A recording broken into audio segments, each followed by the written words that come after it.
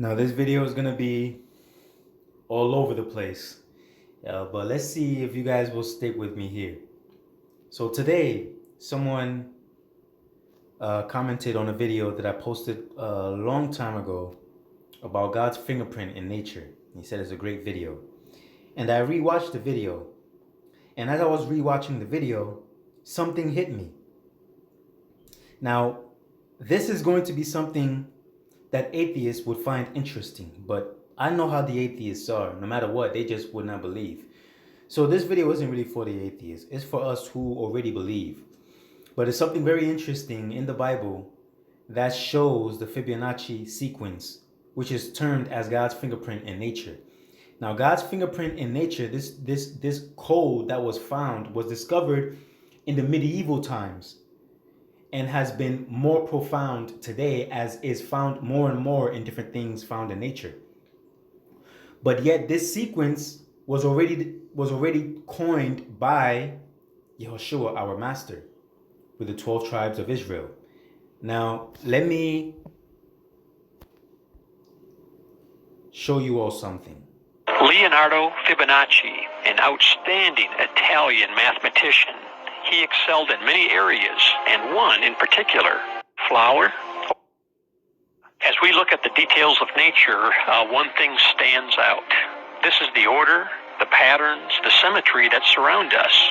You can see it in a flower, or a snowflake, or even a seashell. Now, I'm gonna keep playing the video, but it's gonna be, don't worry, I'm not gonna play a whole thing. I just want you guys to pay attention to something. And what you're watching now, this isn't really what I'm gonna be talking about. I'm gonna be talking about something beyond this, and you're gonna understand, but just keep watching. What we are seeing is intelligent design, which might be described as God's fingerprints upon nature. One of the more fascinating math relationships was first described back in medieval times, 8 centuries ago. The scholar's name was Leonardo Fibonacci, an outstanding Italian mathematician. He excelled in many areas, and one in particular. He generated a long list of numbers by, in each case, adding together the two previous numbers. You can begin with a 2 and a 3. You add them together and you get 5. Now add 3 and 5 to get 8. Then add 5 and 8 to get 13. The Fibonacci sequence keeps going like this: 2, 3, 5, 8, 13, 21, 34, 55, 89, 144, and so on. What Fibonacci realized. Now, 13, 21, 34, 55, 89, 144, and so on. okay. Now, most patterns ends at 144, which is why they're stopping at 144. And the image they're about to show you is going to stop at 144, which is the image of a seashell. And the pattern of the galaxies, and the pattern of rose petals, and the patterns of sunflowers. Right now, the 12 tribes of Israel. Why is it 12 tribes? We always had this question about, why does God keep choosing 12 disciples? Christ chose 12 disciples. God chooses 12 tribes to become the nation of Israel. And 12,000 out of each tribe, which is 12,000 out of each tribe of Israel, which is 12 total tribes, makes 144,000 individuals. Right? Now, if you start from the 1, because 0 is 0, so 0 doesn't count. So 1, 2, 3, 4, 5, 6, 7, 8, 9, 10, 11, 12. That's the Fibonacci sequence. And if that's not convincing enough, it ends at 144 when it gets to the 12th number. So that's 12,000 out of each tribe, which is 144,000. Now, why this is so significant is that this sequence is the sequence that God has fashioned most of the things on earth after, and even the universe that's around us. As this video will continue to show you, it's the spiral of the galaxies above us, is the spiral of the solar system, is the spiral of seashells of your ear, your inner ear. It's a spiral of things within your body. It's a spiral of things all around us. So this means that this pattern governs us, right? Now, if this pattern governs us, which it does, it makes sense that God is choosing this same sequence of individuals to go to heaven to make up the 144,000 to rule with Christ over the earth, because this sequence is what governs the earth. Do you guys see what I'm seeing? So keep listening real quick, and I'll expand later. What Fibonacci realized was that this elegant list of numbers describes many items to be found in nature. For example, flower petals. L'exemple des pétales d'une marguerite. Vous dites, il n'y a pas de hasard au nombre de pétales d'une marguerite. Non, absolument. Le nombre de pétales de marguerite est en fait inscrit dans un scénario qu'on pourrait qualifier de scénario cosmologique, c'est-à-dire que tout a été prévu au départ et que le nombre de pétales, c'est incroyable. Une seule marguerite avec 27 pétales, ça n'existe pas. Il n'y a pas de pétales, il n'y a pas de marguerite avec 27, c'est pas possible. C'est pas possible. Et le nombre de pétales d'une marguerite est réglé par une loi mathématique qu'on appelle la suite de Fibonacci. That there is a mathematically precise structure to the universe and everything in it. One everyday example of this precision can be found in the plants. Many plants, including elm trees, grow their leaves, twigs and branches placed exactly halfway around the stem from each other. Next in the series are plants like the beech tree, with leaves placed 1/3 of the way around the stem from the previous leaves. Third in the series are the plants like the oak, with leaves placed at every 2/5 of a turn. The holly plant is the next at 3/8, while the larch trees are the next at 5/13. And the sequence goes on and on. Notice the number sequence of these fractions: 1, 1, 2, 3, 5, 8, 13, and so on. Each number is the sum of the two numbers which came just before it in the sequence. This particular mathematical pattern is called the Fibonacci series. Take, for example, the sunflower. The display of its florets are in perfect spirals of 55, 34, and 21. The sequence of Fibonacci, the sequence of Fibonacci, the sequence of Fibonacci, the sequence of Fibonacci. Third in the series, exactly verse 7 pétales, ça n'existe pas.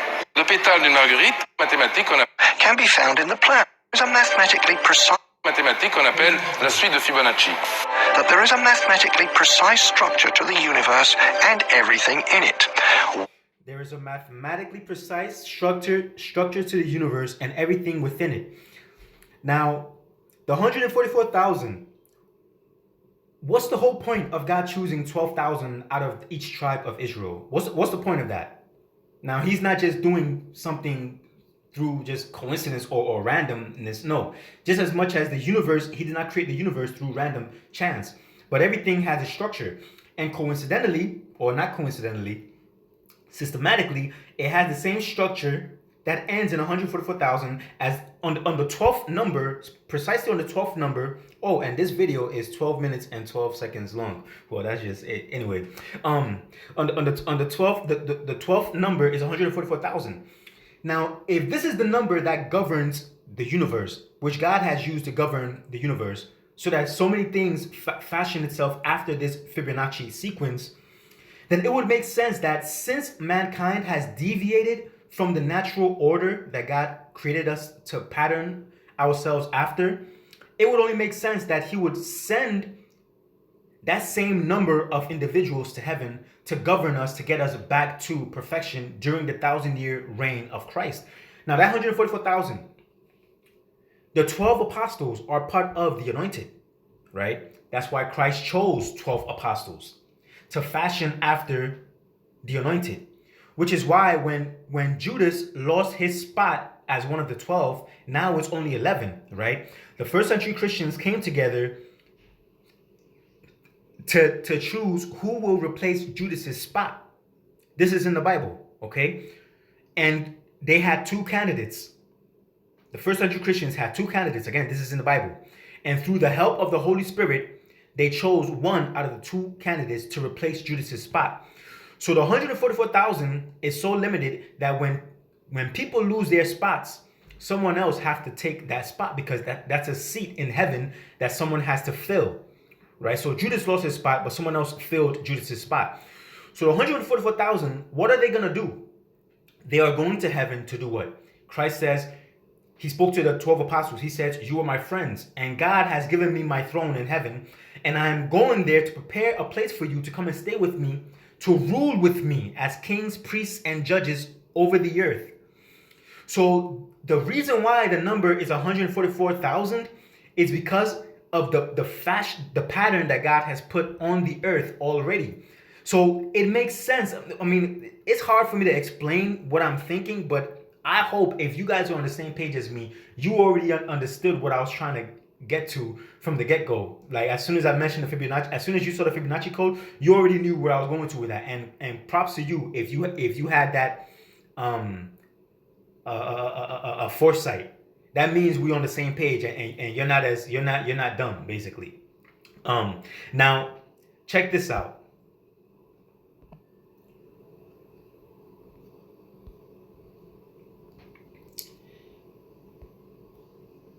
For most of human history, people have believed in some kind of spiritual realm that exists alongside the world as we know it. Right, and the biblical authors are no exception. Yeah, for them, the spiritual realm is a different kind of realm than ours. And to highlight that difference, the Bible refers to God's space as the sky or the heavens. Because the sky is really different from the land. It's above and beyond. And up there are shiny bodies that move around. Oh, by the way, now, you see, this all happened today. Somebody commented on my video, said great video, and I watched it, and then God put in my head, now today is the Saturday, today's the Sabbath. Ever since I've started recognizing the Sabbath and resting on the Sabbath, God has revealed so many secrets to me, which I've been sharing with you guys on YouTube. But many of my videos are not watched, which is fine. The truth is not popular, right? That's okay. But today on the Sabbath, look, someone commented on my video, and I was able to connect the dots between the Fibonacci code, the sequence that governs the earth, and 144,000 who are going to heaven, who are going to govern the earth, right? You see that correlation? And then my friend Franco sends me a video, coincidentally, about this thing where it speaks about the divine council in heaven who were created by God to govern the earth, but they've lost their spots by joining the devil in his agenda. And so because of that, the 144,000 which God has chosen from the earth who are going to heaven are going to replace the divine council who lost their spots, and they will be the new ones who would govern the earth. So my friend didn't send me that with that in his mind, but God caused him to send me this video for me to connect the dots even more about the 144,000 and what they are really going to do in heaven. So if you guys have the patience, just keep watching. I think of these as flaming gas balls. But when the biblical authors looked up, the stars gave them a way to talk and think about spiritual beings. In the Bible, they're called the sons of God, or the rulers and authorities, or even sometimes the divine council. So that sounds really important. What does the divine council do? Well, they're introduced in Genesis chapter 1, where they're called the host of heaven, that is, the sun, moon, and stars. And there, they're also called signs, meaning that their power and status symbolizes and points to God's power and status. Yeah, so in Genesis 1, God appoints them to rule over the day and night. Exactly. And then later in the Bible, we're told that they were celebrating God's power and creativity when he created the world. Okay. A lot of you will not really agree with this or understand what's being spoken about. I've made 2 videos already. One was a short 14-minute video, and another one was a lengthy 1-hour plus video where I explain that there's more to the scripture than people realize.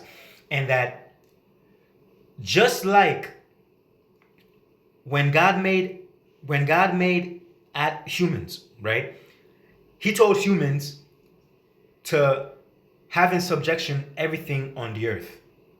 The animals, the flowers, the plants, everything is under our feet, right? We are to take care of the earth and make the whole world a paradise, and have in subjection all the animals, the fish, the birds, everything, all the creeping things, the insects, everything, right?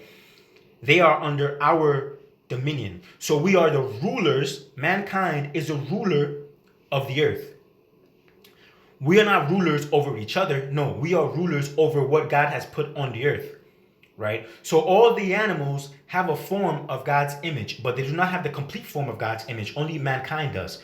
So since they have a form of God's image, God is giving mankind authority over these other spirit beings that are not in the full image of God, and so they can be governed over, right? So that's our dominion. But the angels have dominion over us, okay? The angels have dominion over us just as much as we have dominion over the things on the earth. The angels have dominion over all the things on the earth. And in the Bible, God said that, let me paraphrase. In the book of Deuteronomy, chapter 28, those of you who have not seen that video will not really understand what I'm saying here, but hopefully God will help you to see that video and understand where I'm going to with this. But in Deuteronomy chapter 28, Moses said that God divided the nations of the world according to his heavenly court, according to his heavenly realm, or according to the sons of God, right? And you would say that no, it's according to the sons of Israel. Well, you would have to watch that video for me to understand why that translation is completely inaccurate and false. Man, see, like I said, this video is going to be all over the place. But no, there is a divine council in heaven, which is why at the time of Ahab, which is going to be spoken about in this video real quick, but in the time of Ahab, there was a divine council in heaven, where God asked, who will fool Ahab? Okay, I'm not going to talk about that because it's going to make this video longer than it's supposed to, and a lot of you don't have the long attention span to even stay till this point of the video. Like at the time of Job too, there was a divine council, which Satan entered up into that divine council, and God questioned Satan, where are you coming from? Okay, God holds meetings in the heavens. There is a heavenly court. There is a heavenly realm of judges, but these heavenly beings betrayed God and followed the devil in his agenda, which is why in the book of Revelation, it says that the great dragon dragged a third of the stars from heaven, meaning he influenced a third of God's sons. The stars are alluding to God's sons, okay? Which is why this video is speaking about the sons and stars are actually the sons of God. It's twofold. The meaning is twofold. It's the literal sons and the stars and all of that, but it's also speaking about the actual sons of God at the same time. So when the dragon drew a third of the stars, it means he influenced these rulers whom God has put to rule over the earth. Just like mankind fell and they didn't obey God and they went renegade, so too these rulers that God put over the earth, they went renegade and followed the devil in the devil's agenda. And so because they lost their spot, God is going to replace them with people from the earth, and he's going to give them the very thing that they lost. And he's going to give Christ the very thing that the devil wanted, which is worship and kingship and all authority. And Christ is going to share this authority with his friends. And the sequence is followed after the same sequence that governs the earth, which is the Fibonacci code, which ends at 144,000 at the 12th number. You see? So let's listen. It is a lot to take in, but my brain can put it all together. Hopefully, through the whole help of the Holy Spirit, you can put it all together too. Status symbolizes and points to God's power and status. Yeah, so in Genesis 1, God appoints them to rule over the day and night. Exactly. And then later in the Bible, we're told that they were celebrating God's power and creativity when he created the world. Like the cheering section of a game. Yeah, right. There are also stories in the Bible where God invites the divine council to participate in making a decision. Like when they help decide how to bring down the corrupt Israelite king Ahab. Or in the book of Job, where they debate God's policy of rewarding people who do good. So they're like God's staff team. But why does God need a team? If he's powerful enough to create the whole universe, he could surely rule it without any help. Well, he doesn't need them. But apparently, the God of the Bible wants to share authority with others. Oh, right. God shares his rule with human partners on Earth. And so, in the same way, there's a parallel story of God sharing his authority to rule with spiritual partners. Yes, that is, until it all falls apart in a twin rebellion. So you have humans who want to rule on Earth on their own terms. So they start building their own nation using their own definitions of good and evil. Yeah, the famous story of the building of Babylon. But check this out. When biblical authors like Moses or Isaiah looked back at the origins of Babylon, they saw more than just a human rebellion, but also a spiritual rebellion. What was this spiritual rebellion? Well, there were members of the divine council who, like the humans, didn't want to represent God's authority anymore. They wanted to be God, and they rebelled. And so these created beings deceived humans into worshiping them instead of the Creator. And so Babylon becomes the biblical image for the combined human and spiritual rebellion. And so God scatters the people from Babylon into different nations. And in the book of Deuteronomy, Moses says, this is when God also scattered the rebels of the divine council with them. So the nations are handed over to spiritual rulers. Yes, and this is why when the biblical prophets look out at the violent empires of their day, they see two dimensions to all the chaos and injustice. Human rebels who are being corrupted by the worship of spiritual rebels. For example, so that you guys know that this isn't all fable, this is why the god of Persia resisted the angel of God whom God sent to deliver a message to Daniel, and took 21 days because Daniel was in Persia, and there is a spirit realm of Persia. And so in order for the angel of God to get to Daniel, he would have to go through the prince of Persia, and the prince of Persia resisted him. So this means he is not with the agenda of God. He's against the agenda of God. And so Michael had to come and help this angel of God to go against the prince of Persia, you see. And even for that angel of God to leave the nation of Persia, he had to go in battle with another angel again, another demon actually. But they're all angels at the end of the day. So a lot goes on in the spirit realm that you guys don't understand. But just because you don't understand it, don't mean you should just throw it in the garbage. It is extremely valid. And hopefully you'll find that video that I made on this subject. The idol gods of money, sex, and military power. Yeah, when humans give their allegiance to these powers, it leads to a world like ours. Right, and the best example of this is the story of the Exodus, where we're told that the Egyptian genocide of the Israelites was inspired by Pharaoh and by the gods of Egypt. That's really intense. But it's not the end of the story. When God rescued the Israelites from Egypt and its gods, he invited them to become his covenant partners and learn a different way of ruling the world. And they agree to it, but in the end they don't honor the partnership. They give their allegiance to other gods. And so this leads to their exile in Babylon, where they become slaves once again to a foreign nation and their spiritual rulers, awaiting a new exodus into freedom.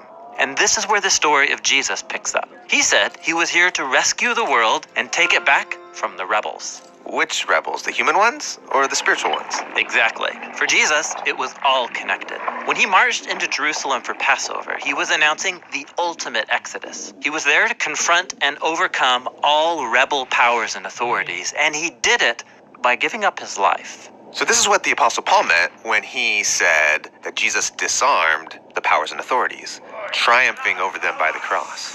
Yes, Jesus condemned our evil by allowing the rebels to unleash all their hate and evil on him. But then he overcame it with the power of his love and resurrection life. And then Jesus told his followers that all authority in heaven and earth now belongs to him. Now, the ultimate human and divine partner. This is really...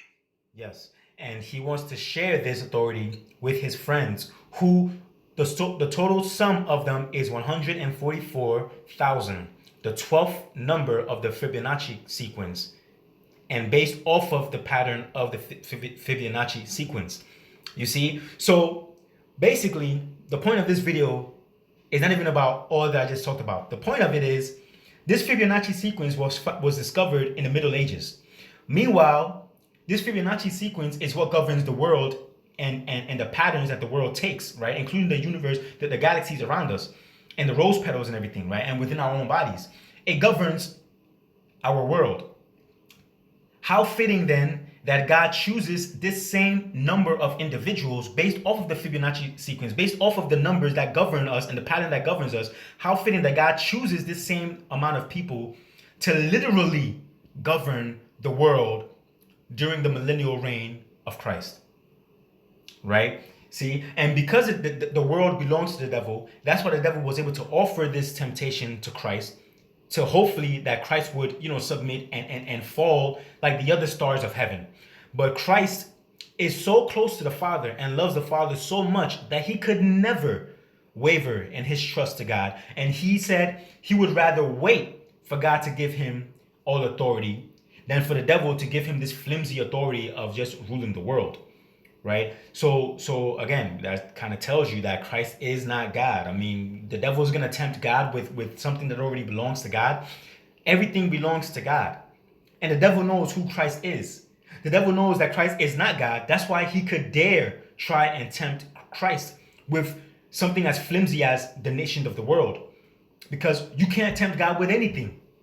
It doesn't matter if Christ is God in the flesh, you can't tempt him with anything. Maybe you could tempt him with women, okay, fine, because he's a man, okay? But you're going to tempt God with the nations of the world, something that already belongs to God? What type of temptation is that? That's an easy temptation for Christ if Christ is God. But it's not an easy temptation if Christ is not God, just as much as it wasn't an easy temptation for the divine council in heaven who left God, who fell for the devil's bait. Because they are not God, so they can fall for that. They were able to be influenced by the devil's tail, and they followed the devil's agenda. Christ could have been influenced too, which is why the devil tried to get Christ to fall. But Christ did not fall because he loves God. But he is not God. That tells you something, people. Man, am I the only one who could think this deep? Goodness gracious. All right, I'll end it at that. Later.